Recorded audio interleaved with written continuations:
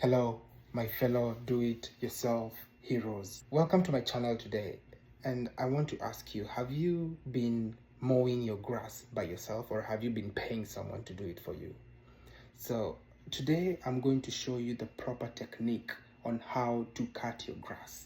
And today henceforth, you are not going to pay anyone to do that job because it's very easy. So I'm going to get into the proper attire and I'll meet you on the other side. And at the end of the video, I'll show you one of the most powerful microphones you will ever get in the market. That's what I'm going to be using today.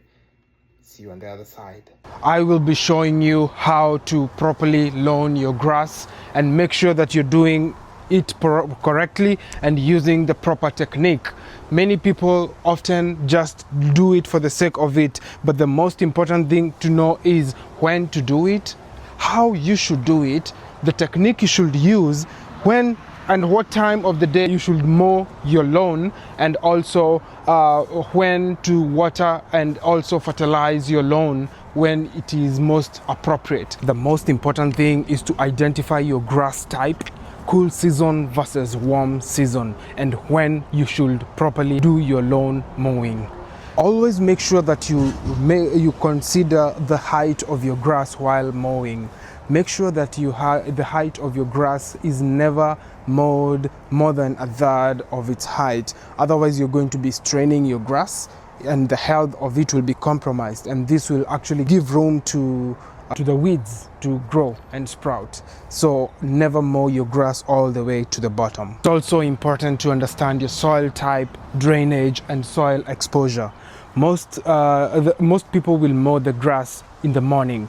This is the best time to do your lawn mowing, and it should always be when it's not wet. If you mow your grass when it's wet, the blades will kind of tend to be slippery, and that is not what you really want to have. Make sure it's dry and don't water your grass prior to mowing it. Don't also mow your grass when the grass during midday drought or when the grass is stressed. This is because it's not going to be good for the health of the grass. An important tip to know is you should always keep your lawnmower blades sharp. This is to prevent tearing of the grass, and you should always clean them after the process of lawn mowing. Another one is that there are points where the lawnmower cannot actually get to, or there are some edges that you would like to get to that the lawnmower would not take you to that place. So I have an edger. The edger is what you should first use prior to using the lawnmower, and the edger usually gives you a clean cut at the edges of any maybe rocks or even the pavements, and so this is what you should first use prior to going to the other one. And then you can actually identify some of the places that have sprinklers. If you have sprinklers in your vicinity, you should make sure that you mark them and make sure that you also have a proper demarcation of the same, so you do not end up getting to incur losses when it comes to cutting and damaging your sprinklers. Always mow your grass in different directions each time to avoid rats. You should not go the same direction as you have been all the time. And you should first trim your grass to a certain height, like to the level number 5, all the way to 5, and then use number 3 later on. Don't mow your grass to the bottommost part of it. So that's a very important thing that people should always take care of when it comes to the approach you give to your grass. Also ensure that you have proper attire, the proper attire for your work, for your job. Make sure you have eye protection. Make sure you also have closed shoes and maybe an overall or protective clothing. You should also not water your lawn immediately after mowing it. You should give it about a couple hours, then that's the best time for you to water it. I'll first edge my grass to ensure that I capture the grass that's usually hidden next to the rocks or near the stones, and this will help me with addressing the whole area. So I am using a wax edger, and this is a very reliable one, because all you need is this kind of string. This is all you need for you to cut, and then it has a battery that lasts pretty long, so this helps a lot. And I will first edge my grass. Make sure you go all the way around, ensuring that every part is addressed. And so when you do this, it's going to give you a very neat cut that you would always admire when you look at. So I will show you what it's done. When you look at the edges of this, the edger has actually addressed this part that the lawnmower cannot get to. It gives you a very clean cut that will give you the aesthetic kind of look. And the reason as to why I use this is because in some of these areas I have sprinklers all over the place, and so I do not want to use the bigger lawnmower to damage my sprinklers. So I make sure that I edge around any rocky areas that I want to have addressed. Otherwise, it's not going to be an easy task. So the edger should always first be used prior to using the bigger and entire lawnmower. You can also use the edger around some of the plants that you do not want to damage, and that will help you maintain your plants and areas that you'd want to not cut using the lawn mower. So when it comes to the lawn mower, this is the lever that I use to adjust the height. If I want it so low, I take it all the way to 1. But in this case, I would like it to come high, and that's why I'll give it not a 6 but a 5. This is to ensure that I evenly cut the grass, but make sure that I have the desirable height that I'd like to have. So my grass is very well marked, and I'd like to go in a linear form, making sure that I cut every single part of the grass that I'd want, not leaving it out just to make sure that it looks neat. My lawn mower is an E-Go 56 volts, and it's a pretty nice electric one. So I'll start it and then go in linear form. I'll make sure that I do not overlap the lines that I make when I'm mowing my grass, and that is very important. So I go in linear form. I can now return on the same line just to make sure that I give it an aesthetic look. Now here I'm moving to the other side. The reason as to why I told you that you should mow your grass in one direction is to make sure that I do not mow it moving to one direction and then later on I'm moving to this direction. I should always do it in a linear form to ensure that there is uniformity. So that is very important. I will now move to the other side and ensure that I'm checking out on the sprinklers. I'm looking out for them to make sure that I do not damage any, and that was the importance of having to edge the grass. So it's now a dry season here in Florida. It's evening, it's 7 p.m.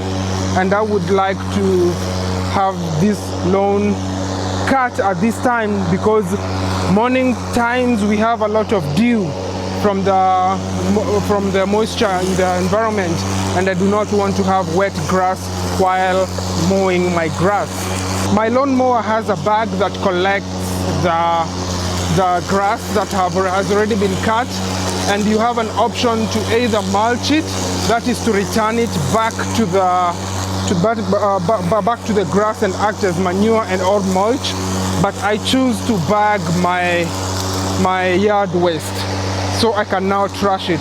I do not want to have all that dirt in my compound. That is the reason. So you will give your grass an aesthetic look if you follow these directions. Always remember to apply fertilizer to your lawn when it's not raining and when the rainy season is not approaching, because the fertilizer is usually washed away and could end up in water bodies. You should apply fertilizer when it's dry, after which you can now water your lawn to ensure that you have the best kind of integration into the soil. What's the best time for you to mow your grass? The best time to mow it is during the morning hours when you have no extreme sunshine that will stress your grass. You could also mow your grass late in the evening when it's cooling down, and then after mowing your grass, that's when you should water it. Don't water your grass when you're just about to mow it. Otherwise, you're going to have very slippery, clamped grass, and you do not want to mess up your lawnmower blades. And after you mow your grass, you should always clean the blades of your lawnmower. Make sure to also clear your grass off the debris. The debris could damage your lawnmower, and it's not something that you'd really want to battle with. So if you have some rocks, or maybe some decorative rocks like I do here, and you want to mow the area, make sure you remove them so that you can access your desired area. Otherwise, you're not going to manage getting your kind of look on the grass if you do not remove them, because not even the edger can remove these ones. So I have a hedge that I recently planted right here, and I wouldn't want to affect it by, having to cut too deep into it, or maybe trimming it for whatsoever. So I have to use my edger to make sure that I remove the unwanted parts and leave my hedge. So the edger usually clears everything that is near any doors, gates, or any places that the lawnmower cannot get to. So it gives you such a nice clean job. So now, after clearing the areas near my hedge, I can now comfortably go in with my lawnmower, ensuring that I do not damage or destroy any part that is unwanted. It gives you such a nice outcome.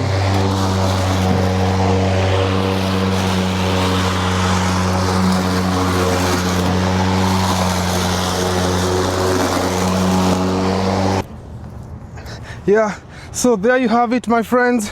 We've managed to mow our grass and saved a lot of money, and in the long run we have the kind of look we wanted. So step at a time, we're gonna keep learning one thing at a time with do-it-yourself channel with Bill. Keep watching out for the next videos, because in the next video I'm going to show you something else that's new. So you do not really need to pay someone to do this job for you. It's something pretty easy, because all you need is know the proper technique and use the machine and take care of it, and you're not going to spend so much money on paying someone to do the job for you, and you will end up saving a lot of money eventually. So now that the front part of the yard is done, it's time for me to empty this. As I told you, I use a very nice machine that collects all the lawn that I have mowed. So it's time for me to empty it.